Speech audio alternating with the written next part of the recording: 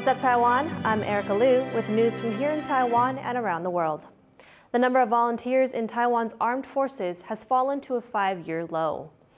The country currently has just over 155,000 volunteers in active service. They form the bulk of Taiwan's military, but their numbers have declined by almost 10,000 in the last 2 years.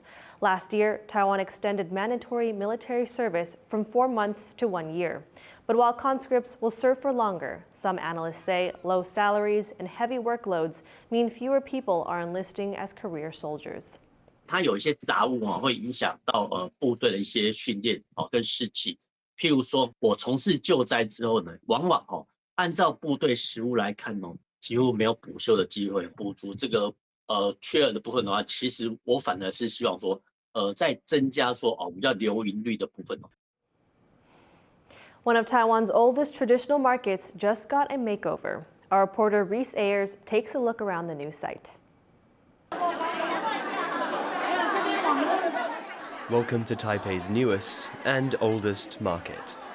Despite its shiny modern exterior, inside Nanmen Market you'll find some of the most traditional vendors in Taiwan, like Bai Yu Jiao, the boss of King Long Jerky. She's been running a stall in Nanmen with her husband for almost half a century. She's happy to finally reopen on this site after a 4-year overhaul, which saw the old structure torn down and rebuilt, fortified against earthquakes and designed for sustainability. 终于回来了，感想就是说，希望以后生意会更好，大家旧的客人会再回来这样子，这样我们就很高兴了。Nanmen has long been a staple of Taipei's vibrant market scene, drawing in shoppers since it first opened as an open-air public market during the Japanese colonial era over a century ago. It was moved indoors in the 80s, and when it was shut down in 2019 for renovations, vendors were relocated to a temporary space nearby. This is what will greet shoppers as they arrive at the reconstructed Nanmen Market. It sits beneath the new offices of Taipei's city government, and there are more than 200 vendors across 4 floors of this 12-story building. Now here you'll be able to buy everything from Chinese regional delicacies to dried snacks, noodles, pastries, and traditional ingredients. Besides the locals, Nanmen is also popular with tourists who come here to get an insight into Taiwanese cuisine. 那因为这个南门市场算是台北历史很悠久的市场，它超过100年，所以它里面有很多的老店，都是数十年的老店。那特别是49年之后，有很多是从中国大陆迁来台湾的，所以特别带了很多所谓的外省美食。所以你在南门市场可以吃到很多比较偏向传统外省美食的东西。The market also has deep ties with Taiwan's festival culture. During Lunar New Year, when families typically gather to celebrate the arrival of spring, shoppers flock to Nanmen Market. 而且它有很多台湾很特别的东西，只有在这个市场买得到，尤其很多的年货，它都集中在这里，所以你过年来一趟，什么都有了。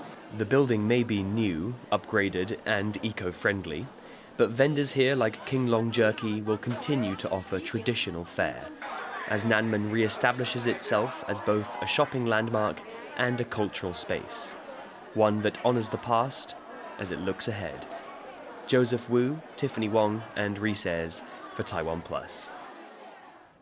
2 Taiwanese actors have scooped awards at the Busan Film Festival in South Korea.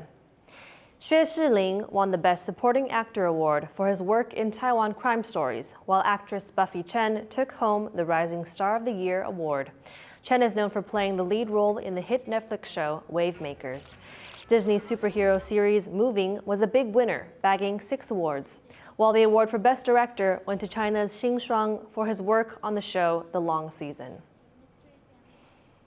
The U.S. city of Phoenix, Arizona, has reported its driest monsoon season ever. That's caused an uphill battle for the wave of chip firms moving to the desert state, as semiconductors require a huge amount of water to make. Joyce Zeng reports. Baking under the dry Arizona heat, even the U.S. state's iconic saguaro cactus is struggling to survive. Arizona's capital, Phoenix, has just recorded its lowest rainfall levels in almost a century. It's officially been listed as the driest monsoon season on record. So the driest that has been recorded before this year was you have to go all the way back to 1924. It's been an ongoing problem as extreme weather attributed to climate change has rippled across the globe. But for Phoenix, this intense heat and severe lack of water could become very costly. The area is a hotspot for semiconductor investments, an industry which requires a lot of water to function. Almost 8 gallons are needed to make just one chip, and to operate chip-making factories or fabs need millions of gallons of water a day. That's because the high-tech pieces need to be repeatedly rinsed with ultra-pure water, and its machines constantly cooled by water systems. Water is so valuable to the semiconductor manufacturing process. I don't really see water as being replaced because it's just the standard and all the systems are kind of set up for it. Taiwan, the home of world-leading chipmaker TSMC, has also battled droughts. A couple of years ago, some fabs resorted to hauling in water by the truckload just to keep operations going.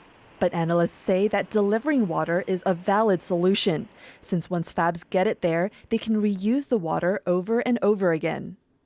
It's an engineering problem. You can bring the water from somewhere, and with the expectation is that once the water is put in the fab, it's basically there. But getting enough water into Arizona will still be a tall order. The state is also facing a number of other challenges like housing and talent. There's mounting pressure on the state's officials, especially on its governor, Katie Hobbs, to maintain investor confidence. During a private reception with business leaders in Taipei in late September, she said she's aware of the issues and is working to fix them. Working to tackle the water crisis, we're working to tackle our housing. We have a lot of challenges, and my administration is focused on addressing all of them. As the temperature and pressure climbs in Arizona, its officials will have to grapple with how to distribute its valuable resources and keep not just global businesses happy, but local ones too. Howard Zhang and Joyce Sun for TaiwanPlus. Musicians in Nigeria are reviving an instrument little seen in Africa in recent years. John Van Trieste tells us more. The streets of Abuja, Nigeria may seem like an unlikely place to hear the stirring sounds of the Scottish Highlands, but there is a tradition of tartan-clad bagpipers here.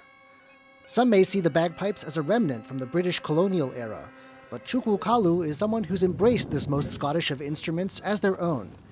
The self-taught musician is the founder of the Scottish power pipe band Nigeria, a group that's grown in numbers over the years. So the prominence of these came in the early 2000s.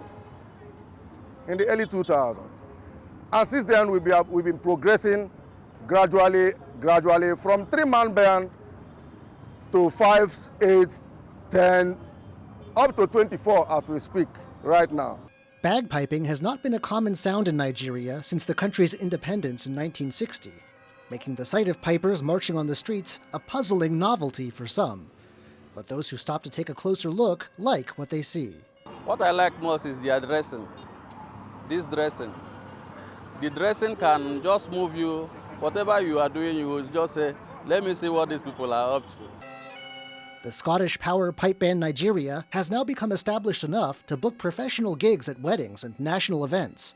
But its founder wants to go even further and use piping as a force for good in Nigerian society. We are making our effort to see that young people, especially civilians, who have nothing doing, instead of engaging into crimes, that they should engage themselves into learning this special instrument, because this is a special instrument. The band hopes one day to visit Scotland's National Piping Centre in Glasgow to better connect with the origins of the instrument. But they're also dedicated to cultivating new roots for the bagpipes in their West African homeland. Chris Ma and John Van Trieste for TaiwanPlus. Thank you for watching What's Up Taiwan. Remember to download the TaiwanPlus app for more stories from Taiwan and around the world. Finally, we leave you with images of an international hot air balloon festival in the U.S. state of New Mexico. I'm Erika Liu. Take care and see you next time.